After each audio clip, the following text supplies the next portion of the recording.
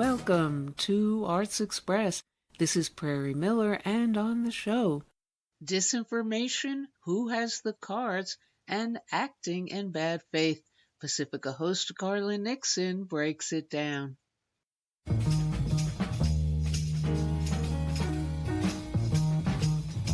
Good evening. My name is Garland Nixon. As we sit in a very odd position right now, interesting, an odd position for the U.S. empire, in that the U.S. has started a war with Iran, but in starting the war, they unleashed economic catastrophe, which is only, Americans are like, oh, the price of gas is too high. Well, unfortunately, Americans, it's going to get a whole lot worse than this before it gets better. The what I call the duopoly, supposedly the Republicans, the Democrats, et cetera, mostly fight over you're not doing it right. You're not doing the war. Or Democrats will attack Trump. Well, the Iranians still have this or that, almost like you're not a warmonger enough, or you didn't do this war the way. They don't come out and say we should not be starting wars around the world. This was an illegal, as all of our wars are, but this was particularly illegal because this is a war of aggression. We attacked a country that was not in self-defense. There was no provocation. There was nothing. The U.S. just made up a pack of lies, as we usually do. I mean, this is the norm, right? It's we changed one letter from Iran to Iraq, so we changed the Q to an N, and then we went with weapons of mass destruction again. What's interesting is the whole thing was a lie. If you go back to the original lie was, well, I put it like this: since Tulsi Gabbard resigned, you can go back to last year. Last year, as pretty much every year, the National Intelligence Assessment said Iran does not have a nuclear weapons program and is not attempting to weaponize their nuclear program. That was the intelligence agencies stated the obvious. And Donald Trump started talking about nuclear weapons and Iran. And when he was asked, hey, well, what about Tulsi Gabbard? She just released an intelligence assessment that said Iran has no nuclear program. Donald Trump said, quote, I don't care what she says. In other words, so you know what it reminded me of, quite frankly? There was a guy named Tyler Drumheiler who was the head of the CIA in Europe, and he said when he found out for sure that through CIA intelligence, that there was no weapons of mass destruction in Iran, he got a meeting with, Bush and Cheney and all of those people to tell him. And he says, hey, good news, we got all of our info. There's no weapons of mass destruction in Iran. And he said he just got a cold, icy stare. And they said to him, this is not about weapons of mass destruction. This is about regime change, right? Which is the same thing here. The weapons of mass destruction, whatever the case. And here's what you have to understand. This was a lie to keep the American people in line. This was a lie so the American people would support an illegal war by their government. Like amongst them, they didn't like dispute whether it was true or false. They all knew it was false. In fact, after the war, Richard Pearl, I forgot what country he was in, but he was given a lecture and he said, we settled on weapons of mass destruction because we felt that was something that everybody could gather around. In other words, we're looking, what pretense, what lie are we going to use? I don't know. What do you think? I say we go with weapons of mass destruction. Yeah, I think we can settle on. Everybody will go with that. Let's go with that. They had decided they were going to start the war. It was just which lie they were going to use, which is pretty much the game plan with every war. And now it started like this. The government, the Trump administration said, well, there's protests, and in Iran there's legitimate protests, and we've got to go in and protect the protesters. Isn't that interesting? Like they protect the protesters here, but at any rate, and Scott Bessent, who is interesting, he's Donald Trump's money man. What's interesting about Scott Bessent is that he worked for George Soros, and then he was one of Hillary Clinton's close inner circle confidants, and now he's with Donald Trump. In other words, it's a big club, as what's his name said, it's a big club and you ain't in it, right? Scott Bessent was with the Clintons, the Soros, the Trumps. In other words, it's all one game. It's all one game, right? But at any rate, that's you can like argue, oh no, it's Trump and Clinton, they hate each other. Yeah, well, why do they have the same people working for them? But whatever, see things as you may. So Scott Bessent then said, well, we used our economic power to crash Iran's currency because we knew that would create protests. And that created the protests. And Trump said, yes. And then we armed the protesters. So wait a minute. So wait a minute. So wait a minute. According to the Trump administration, they caused an economic problem in the country to generate protests. And then when the protests started, they sent weapons to the protesters, so the protesters were armed. And then they said, the Iranians are treating the protesters mean. We must go protect the protesters. Well, wait a minute. You created the circumstances for protest. You armed the protesters so they would be violent. Like that's like saying you started a fire in my house and then you came in and said, I'm a fireman. I want to put that fire out. No, you're not. You're an arsonist. You started the fire. And so then we said, okay, well, we've got to help the protesters. Well, that fell apart. So then Trump said, okay, well, in that case, it's nuclear weapons. In other words, we're going to attack Iran, but okay, protest didn't work. Darn rats. What do we go do it now? Well, okay, I think we can all settle on weapons. What? Look, when all else fails, right? Remember Syria? They're using what was it? Gas on their own people. The Syrian government never gassed their own people. In fact, information has come out recently that there was an organization for prevention of chemical weapons investigation. Then the people involved in the investigation said, "Nah, we don't think it's what you say it is," and they basically fired them and brought people in and rewrote the report. So, so it looked as though the Syrian government used gas on their own people, and so now people run around like Syria used gas on their own people. Well, in fact, they didn't. It was weapons of mass destruction. It's always a lie. It's always a lie. It's always a lie, right? Um, I'll throw one other thing. I was at a friend's house one day, and this guy was there talking, and he was like talking about. And as you know, I recovered Democrat. I used to be a Democrat, never a Republican. I'm to the left of the Democratic Party, so I can't become the member of either one of these crazy warmongering parties. But the guy was in there talking to me about misinformation, right? Like he's like, yes, and I'm like, hmm. And I brought up, I mean, just numerous, unlimited numbers of times that the United States government had deliberately lied to the American people. And I'm like, you really think that the United States government, who spends unlimited amounts of time making up lies, putting out misinformation, disputing things that are provably true, you think that I don't know, it's just me. How can anyone believe that the United States government is like opposed to misinformation? No, they're actually opposed to information. Misinformation. They came up with numbers. Misinformation, malinformation. You know what malinformation was? Malinformation was it's the truth, but it's being used to go against something that we don't like. So they just came up with numbers, with names and all kinds of things to say we don't like people saying things that go against our warmongering, violent, vicious, brutal piracy around the world. And we got to come up with a name to stop them from doing that. When we want to do something and people want to question it and say, I don't know about that, no, not allowed. That's misinformation. That must be stopped. And unfortunately, there are a lot of Americans that buy into that. That whole misinformation, there's a fundamental flaw. And the flaw is that the ruling elite, that the political class, that they're the ones that should be able to decide what's true and false. The people who have lied us into war, who have lied us to put us into a situation that we're in now where the economy is crashing and going to crash, and they're the ones who are going to the ones who if you say, hey man, I'm opposed to Israel's foreign policy, you hate Jews, those people, those are the ones that we're supposed to, that if I say, but I thought Israel was a country and I thought I was allowed to say, can I say I don't like Americans policies? Sure. Nigeria, absolutely. Well, if I say I'm opposed to Germany's policies, does that mean that I hate Germans? No, it does not. Okay, I'm opposed to Israel's policies. You hate Jews.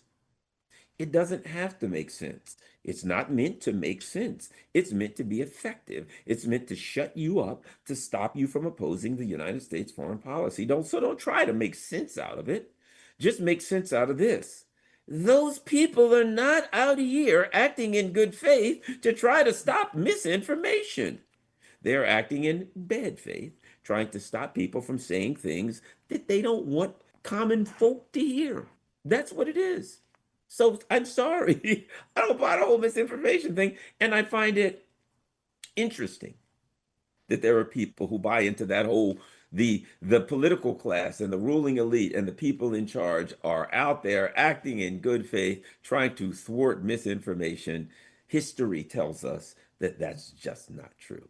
So let's continue with Iran. So here we are with Iran in a situation where the United States has lost a war to Iran and doesn't know what to do next because there is nothing really to do. Iran has all of the cards. Think about this. Right now, the United States is technically, I guess, I'll put it to you like this. The U.S. is at war with Iran because the U.S. started a war with Iran, but because the Constitution has very specific things that must happen in order for the U.S. to have a war, the government just says it's not a war, even though it is a war. The Constitution lays out very specific things that would have to happen if we called it a war, so we just won't call it a war. That's all it is. We're not going to call it a war. We'll call it something else. Isn't that nice? We've been had once again. There is no constitution. Okay, forget it. There's no rules that our government is going to abide by. If they don't abide by the Constitution right in front of our faces, do you think they're going to abide by any of the other ones? You think they're really concerned about misinformation? Yeah, well, they're not. And so here we sit at a very difficult period, right? Europe is very dangerous. Let me tell you something. Let me. I did an interview today from this Dubai, and they asked me, "What do you think about Europe and European leaders?" And I said, "Well, I've never seen anything like it in my life, to be quite frank. These are the biggest lunatics in life. I mean, in the history of the world, I've never seen worse leaders for this reason. Okay. If you look at the European leaders right now, their plan that they make pretty clear is they want to militarize. That we've got to remilitarize. We've got to strengthen our military, which they don't have neither the money nor the political will of the people, nor the industry, nor the energy to do. But that's what they said. We need to remilitarize so we can fight Russia, right? And we expect we'll be ready to go to war with Russia by 2029 or 2030. So that's their plan to remilitarize and go to war with Russia by 2029 or 2030. Okay. Here's the problem with that. Let's think about this. Let's just think this out. Now, personally, based on everything I've seen, I don't think the Europeans will be able to remilitarize because they don't have the money. Oh, by the way, they're about to face a catastrophic energy problem, as we will, but ours won't be as bad as theirs, but it will be bad. So they're about to face, I mean, just catastrophic. I think most of their governments will fall over the course of the summer and into the spring because it's going to be a catastrophe over there. But at any rate, unless something happens in Iran to end this thing, and I don't see that happen. And even if it does, it'll take a while before they get enough oil back on the market to level things out, right? But so this is the brilliant plan. Number one, this is the military leadership in Europe. Number one, we're going to remilitarize, okay?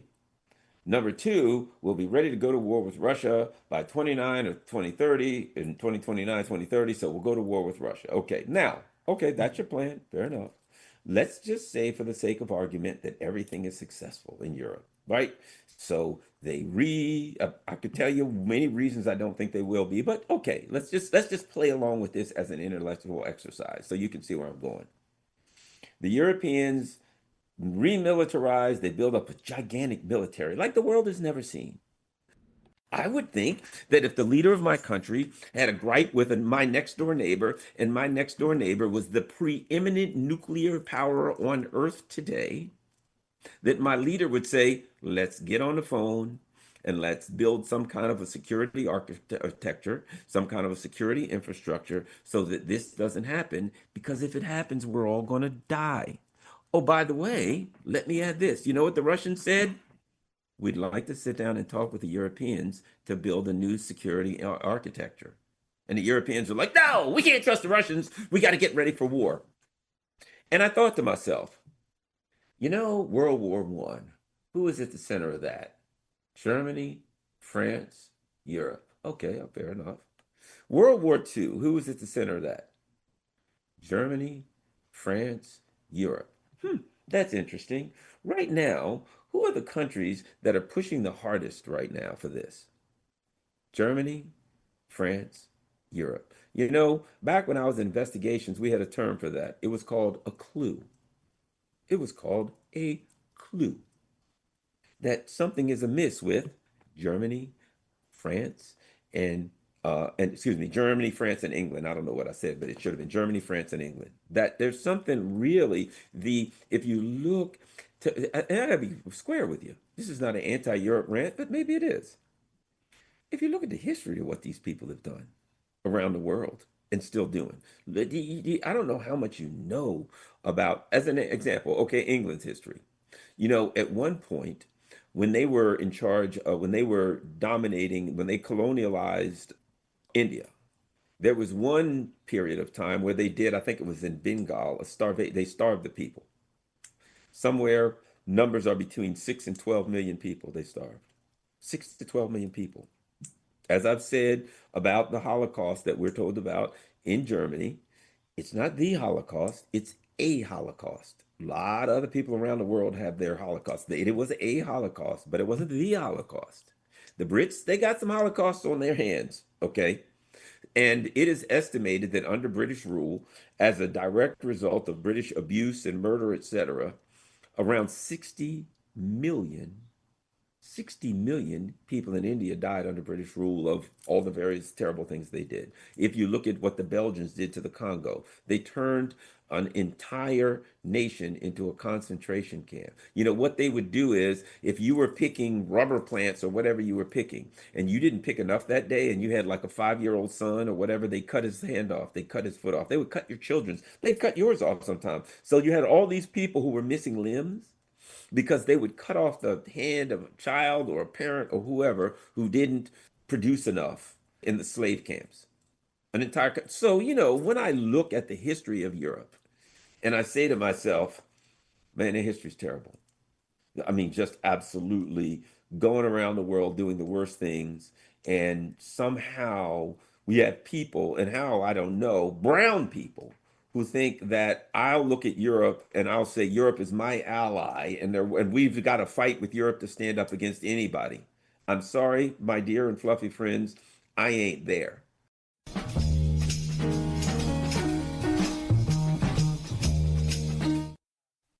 I did it. I threatened to blow up an entire civil action with very big bombs, and they begged me for a ceasefire. Begged me, probably while kneeling on those flying carpets they love so much. I gave them 2 weeks, not 1 week, too short. Not 3 weeks, too generous, 2 weeks, perfect number. It's really my favorite span of time. I came up with it myself. The generals, they kept complaining about how this was all illegal and other stuff. I said, if I didn't have such debilitating bone spurs, whatever they are, I would do it all myself. It's a war. Just kill everybody and take their oil, dagnabbit. And Iran, they said, sir, whatever you want. They're doing everything I want, everything. I say open the strait, they open it immediately, completely, as though it's always been open. Nobody's ever opened a strait like that before. Well, maybe Kristi Noem's husband. They said, sir, what else can we do? I said, just behave for 2 weeks. That's all I asked, 2 weeks of behaving. After that, who knows? We'll see. Maybe I extend it, maybe I don't. Keeps them guessing. Very important. And people are saying, why 2 weeks? I'll tell you why. Because in 2 weeks, I solve everything. I solve wars, I solve peace, I solve problems nobody's ever even heard of. We're gonna finalize it, consummate it. Great word, by the way, consummate. He. It means sex. The fake news, they don't get it. They're saying, oh, it was last minute. Oh, he almost did something else. Wrong, totally planned. I like to bring it right to the edge, right to the absolute edge. Then I pull it back. It's called edging a country. I invented edging. Ask anybody on Epstein Island. And now both sides are happy. Iran says they won, I say I won. That's how you know I really won. When everyone thinks they won, that's me, that's my deal. Nobody else can do that. They said it couldn't be done. They said, sir, tensions are too high, the markets are crashing, oil is going crazy. I said, relax, I'll fix it in about 2 weeks. And boom, ceasefire. Markets love it, everybody loves it, tremendous success.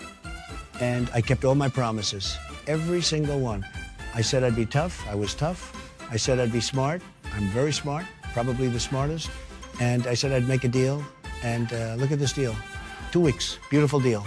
Honestly, it might be the greatest temporary peace in history. Not permanent, temporary, but the best temporary anyone's ever seen.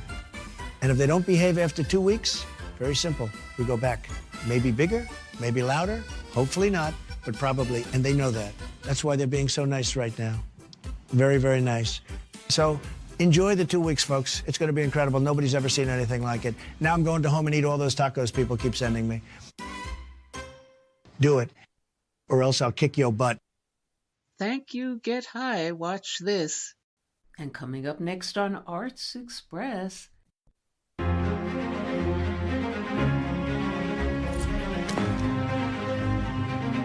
I need to make one thing clear. Power belongs to old New York, my dear. Not the new. Never the new.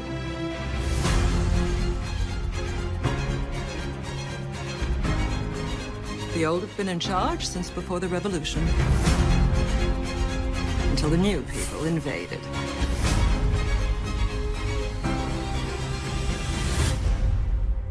It's not quite as simple as that. Yes, it is. Let the tournament begin.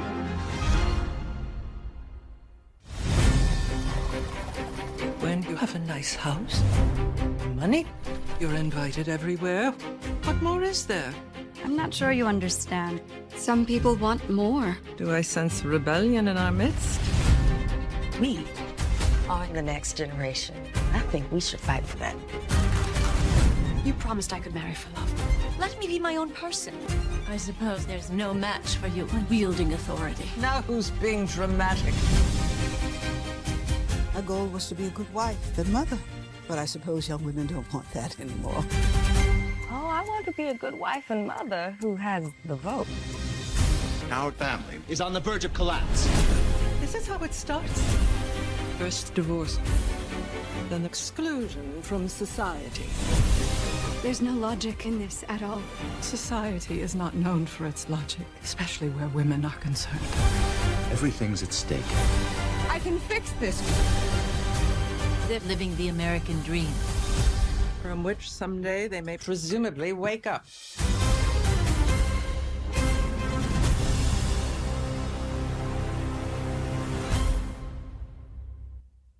And those were scenes from The Gilded Age, the dramatic series caricature of 19th century ruthless robber barons living in lavish splendor while oppressing the masses simmering beneath.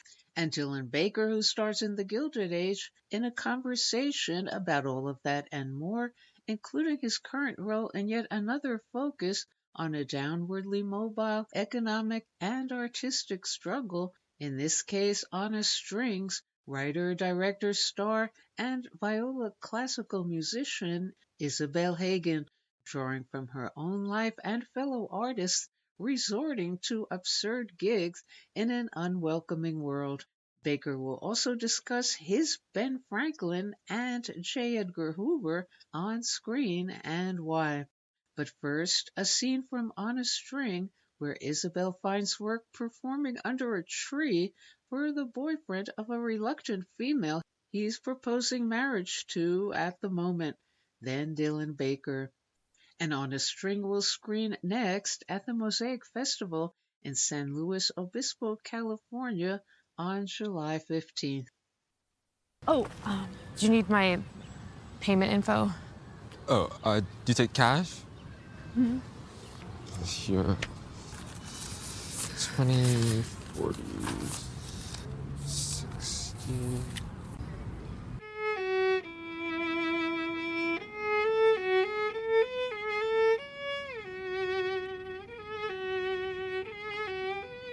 Do you not like the ring?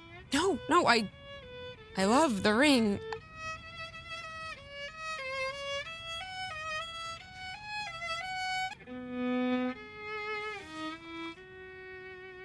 Isn't this what you wanted? I don't know. You don't know. You can stop. Sorry, can you... you can go. Yeah. Oh.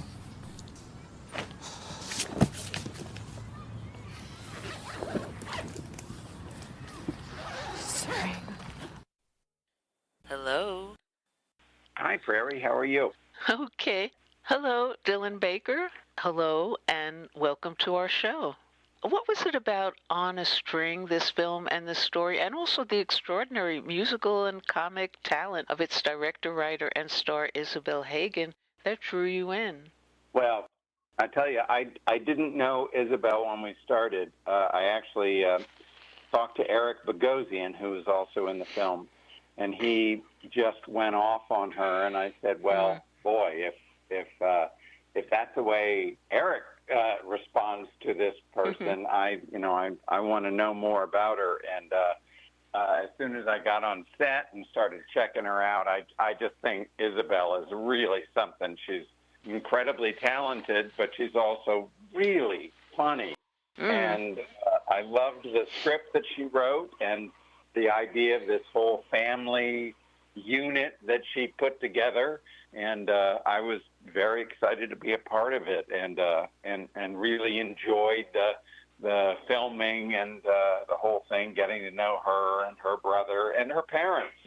So it was really a lot of fun. Yeah. And what was it about Isabel's eccentric father, Jack, that you identified with and inspired you to portray Jack? Well, I guess I loved the fact that he had these two incredibly musical children. And the way, Isabel wrote these kind of wacky scenes of home life that were so far away from anything I experienced in my home life that I was really interested in it, and that was fun. But then I also really responded to the scene when she comes to him and is really at a down point, and he's able to connect with her in a different way. And I loved that, and I think that all came out on the film. I think she's really good at getting on the screen what she put on the page and what she wants to say and the story she wants to tell. And that's a rare quality. Now, a striking element of the film is artists, whether musicians or actors as yourself, struggling to have their creativity heard and appreciated and understood in the reality of a commercially driven and dominated world. What are your thoughts about that playing out in this story? Oh, boy. I mean, it's interesting because she really did. I mean, I think a lot of this is true to her life, that after going through so many years of pursuing a career, playing and I'm going to get this wrong, it's the viola, right? Yeah. The viola, that all of a sudden she realized that she might not want to spend the rest of her life doing that. Only she knew there was more to her life than that. Whereas when she started, she thought, "Oh, this is it. This is everything I want to do." And it's wonderful that she's gotten a chance to do other stuff. In my own life, I'm married to Becky Ann Baker, and the two of us have always said that we were. She came from Kentucky. I came from Virginia. And we have both said that we're both a little stupid because we didn't have any kind of backup plan. We didn't say, well, if this doesn't work, I can always be, a fireman and a plumber. I actually thought this is it. We're just pursuing this, and she thought the same way. I mean, and we were lucky to find work and keep going, but for us, I think we've found something that we've expanded in. We might have started doing one thing and then found we could do other things. I was able to actually direct a film and direct plays, and all of that I found incredibly rewarding. So I understand where Isabel's coming from, that if the lifestyle that you have geared your whole education pursuit to doesn't quite satisfy you, then you've got to keep looking and keep exploring. And is there a memory you can share of, much like Isabel, you experienced as a struggling actor early on to be heard and understood? Oh, wow, that's an interesting question. I certainly, I think the first time I got what I call the professional job was at the Folger Shakespeare Theater in Washington, D.C. on Capitol Hill back when it was a part of the Folger Shakespeare Library. I think it actually might be back there again. But I got there, and we did some productions that I thought were not high quality. I thought, what am I doing, breaking my back for $40, $50 a week to appear in productions that I don't feel proud about. And that was when I decided to pursue going to grad school and learn a little bit more about this profession. I think it was in grad school that all of a sudden I stopped being embarrassed when people asked me what I did, because before then I think it was hard to say I'm an actor. It just seemed like I don't really know anything about this, but I just feel like there's something going on that I should be a part of. And it was nice to finally get really committed to acting in grad school and have a canvas to really start trying some colors on. And what can you say or not about what's going on right now with the Gilded Age and what your Dr. Logan will be up to? Well, I'm committed to the strictest secrecy. When I first went on, they said, don't tell anyone that you're attending Morgan and that he's been shot, So now here I am back again. And I can say the scene is with Morgan Spector and Carrie Coons. And I end the scene in a good place, and I don't disparage anyone, but it's the Gilded Age is its own. It's just a pretty amazing enterprise, and I'm thrilled to be a part of it and get to work with two really fine actors. So I'm looking forward to that. And what was it about the Gilded Age that attracted you to the production? I think it was the level of attention that they put to detail. I mean, it is incredible how far they go and how much they achieve in terms of putting you right in that time, right in that era, and actors, designers, technicians, set designers, costumes, everybody worked so hard at creating that world. And there was no problem with me. I wanted to be a part of that. That looked good. Now, about that eccentric family you preside over in On a String, any thoughts about the film's humorous take on how Westerners process their classical music differently, as seemingly frozen in time, paralyzed by the music, in contrast to other cultures, such as in Africa and the Global South, where dancing and singing are part of the musical experience? Can you imagine this family getting up and dancing? I just don't see that happening somehow, our little on-screen family. That was one of the funniest scenes in the movie. Then, it's funny. I'm afraid I have a little bit of that. When my wife and I first came to New York, or were first together in New York, we bought a Sunday afternoon series at the New York Philharmonic, and it was an afternoon, and we'd go, and we just loved it. But one of the things I loved most, the chairs were so comfy, and if it was cold, I could just take a nice little nap to the music in my chair. So I'm not exactly the person to go to for reactions to classical music, but I sure did like Isabel's take on it. Yeah. And how would you compare and contrast the characters you portray with the challenges of playing real people, J. Edgar Hoover in Selma and Benjamin Franklin, and Johnny Carson in I'm Dying Up Here? And McNamara in 13 Days, that was a tough one. Yeah. And what about portraying Hoover in contrast to Ben Franklin? What was that like? That's interesting. Hoover God, the fact that he was just always on the wrong side of every historical question. You know, you look at somebody who had power and then created absolute power, and it always corrupts.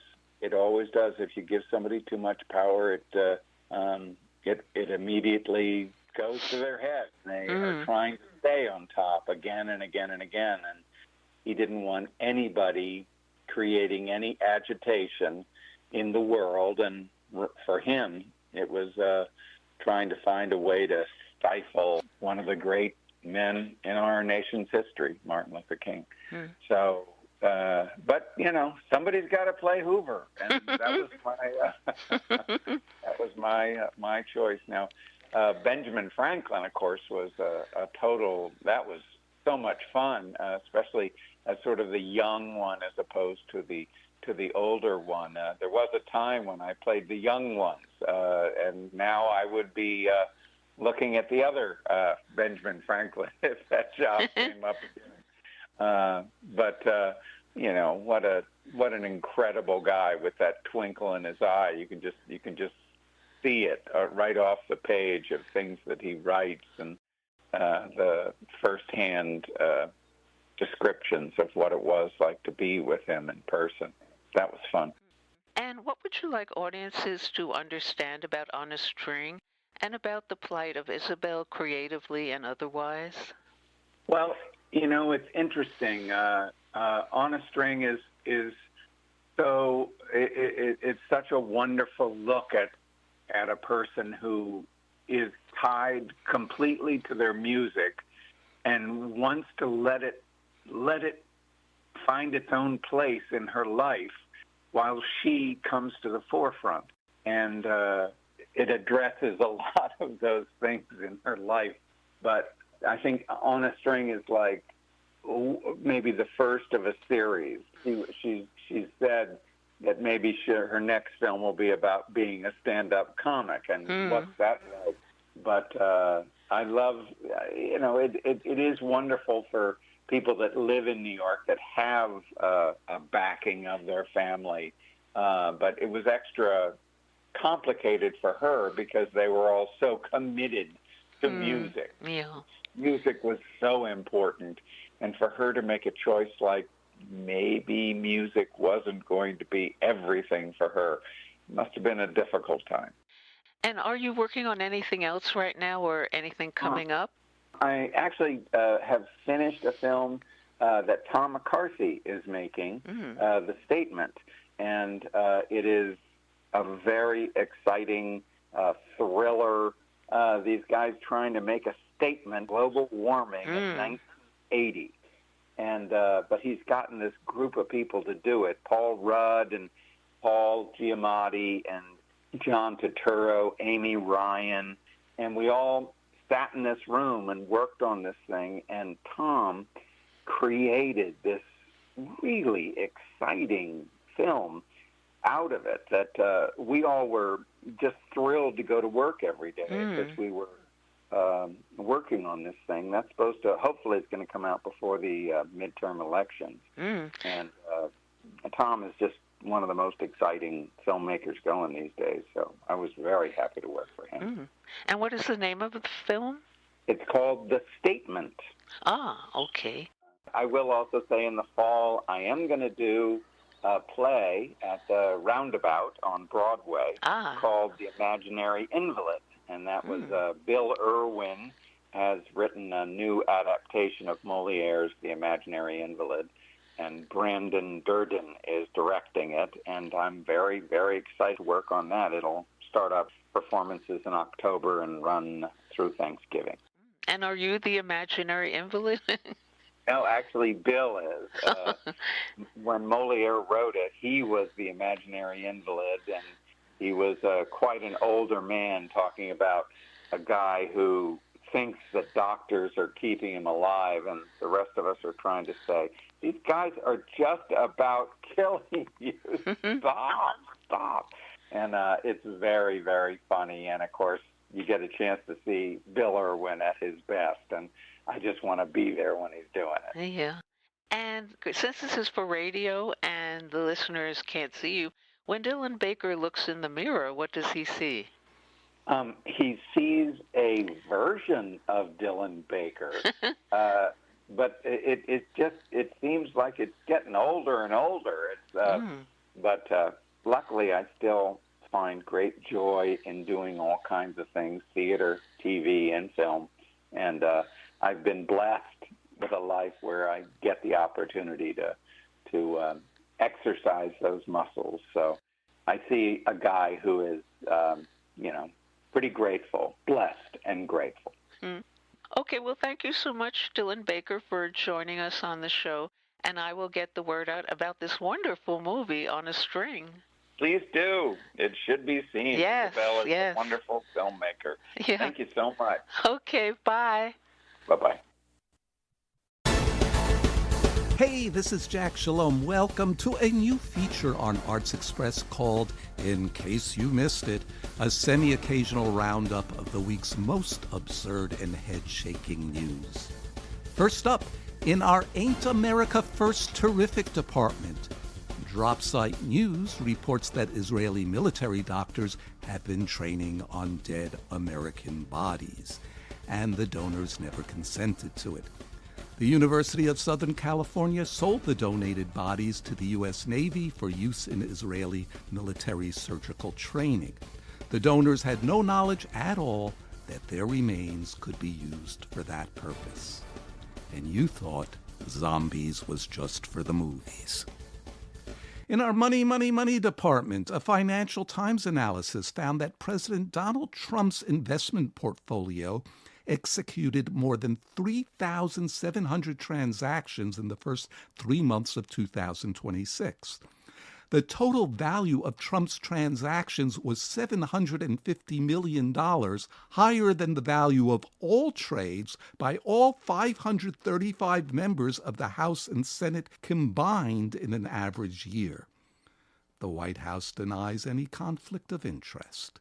Conflict? What conflict? I didn't see no conflict. Hey, did you see a conflict? Oh, did you see a conflict? I didn't see no conflict. You saw a conflict? Yeah, because you're a bad person. And in a follow-up story, journalist Judd Legum identified multiple instances where Trump purchased stocks of companies shortly before he publicly singled them out for praise. He bought hundreds of thousands of dollars of Apple stock on the same day he delivered a speech calling it a great company. He also bought up shares in Micron Technology and then described it as one of the hottest companies during an interview with Fox News just one day later. And 9 days after buying millions of dollars of Dell stock, Trump delivered a speech where he told his audience to go out and buy a Dell computer. Well, we here at Arts Express would like to give the president some really beautifully designed faux stock Arts Express certificates for free in return for a shout-out to Arts Express. The New York Times reports that the United Arab Emirates paid reputation management firm Terrakeet more than $6 million to suppress reporting by Ryan Grimm about the Emirati ambassador's ties to escorts and individuals linked to sex trafficking. The firm edited Wikipedia through anonymous accounts and flooded the internet with content that pushed Grimm's investigation to page 5 of Google search results. Yes, and if you're searching past page 3 of Google for results, you're either a nerd or someone with way too much time on their hands. Meanwhile, researchers at the Electronic Privacy Information Center found that Internet opt-out forms don't actually let users opt out. Manipulative and dastardly strategies include links that are buried in fine print and missing from home pages, routing customers to multiple separate forms to complete a single request, and requirements that users create accounts or pay for subscriptions before opting out at all. And that's why you still have your old AOL email account. Man, just when you think you're out, they pull you back in. In party news, a happy hour office party was hosted by the Pentagon for congressional and Pentagon staff to mingle and discuss military contracts while throwing back cocktails amid the Xerox machines and nubby pencils. In the middle of this, a courageous woman wearing a keffiyeh from Code Pink crashed the party's dull drone, saying, "I want to make a toast with my Lockheed Martini. I'm surprised that there aren't Bloody Marys being served because people have blood on their hands. Why are you representing military contractors instead of your constituents?" And Leslie Gore thought she had party problems. It's my party and I'll bomb if I want to, bomb if I want to, bomb if I want to. In our billionaires shrugging their shoulders department, Jeff Bezos, worth $267 billion, shrugged, "You could double the taxes I pay, and it's not going to help that teacher in Queens. I promise you." Author Hemant Mehta, meanwhile, simply wondered if Bezos was auditioning to be the next Bond villain. In our What Do You Give the Murderer Who Has Everything department, Syrian president and former al-Qaeda head chopper Ahmed al-Sharaa said that after meeting Trump in the White House, he received 2 more bottles of Trump's self-branded cologne called Trump 47 Victory. The Syrian president shared a photo of the bottles on social media, which he called a precious gift, posting that, quote, "Some meetings leave an impression. Ours apparently left a fragrance," unquote. Perhaps the more appropriate words would have been, "He left a stank." And finally, in our even Franz Kafka would smile department, India has a new political party that emerged after a senior judge compared unemployed young people to cockroaches. The almost immediate response was the formation of the Cockroach Janta Party, or in English, the Cockroach People's Party. Complete with logos, manifestos, and recruitment forms, millions joined within days. Instead of rejecting the insult, people claimed it. "You may step on us, but we will survive." Cockroaches of the world, unite! And that's the news, in case you missed it. A semi-occasional roundup of the week's most absurd and head-shaking news, with a tip of the hat to Harry Shearer. This is Jack Shalom for Arts Express with host Prairie Miller.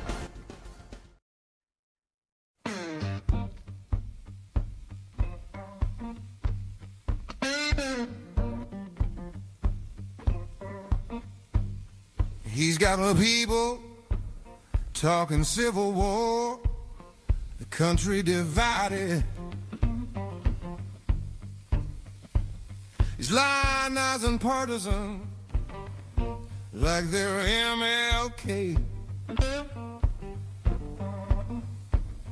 He's framing political violence like it's only just one-sided, setting us up for bloodshed by lone shooters who are crazy.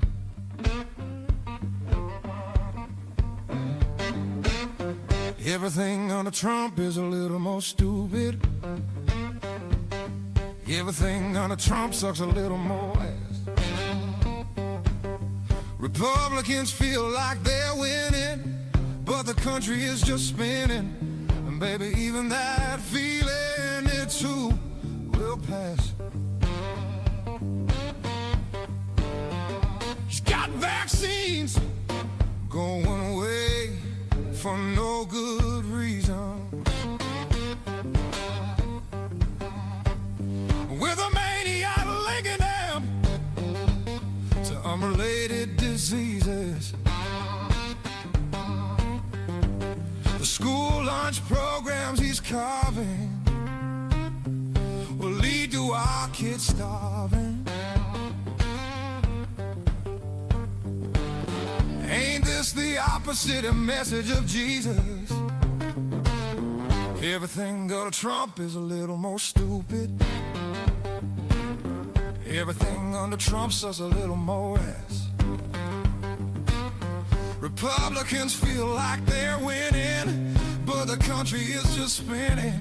And baby, even that feeling, it too will pass.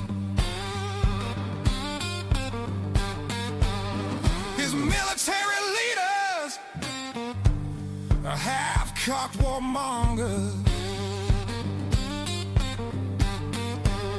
and he's dispatching troops to American cities.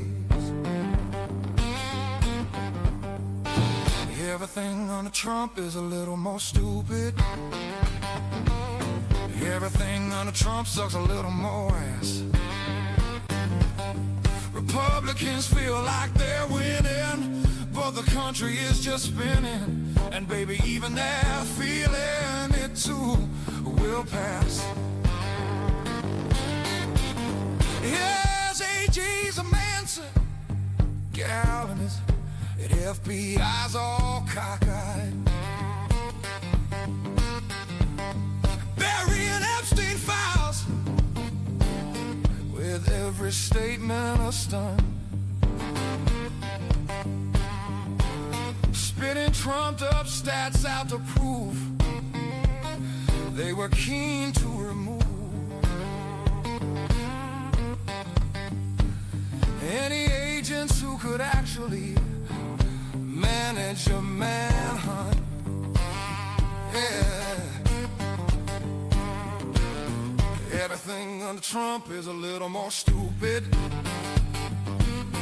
Everything under Trump sucks a little more ass. Republicans feel like they're winning, but the country is just spinning. And baby, even that feeling, it too will pass. I really hate that sad loser, Mr. Newberger. Who, me? And that's all we have time for today on Arts Express, expression in the arts. And if you'd like to express yourself too, you can write to us at theradiogoddess@gmail.com. Until next time, this is Prairie Miller leaving the station.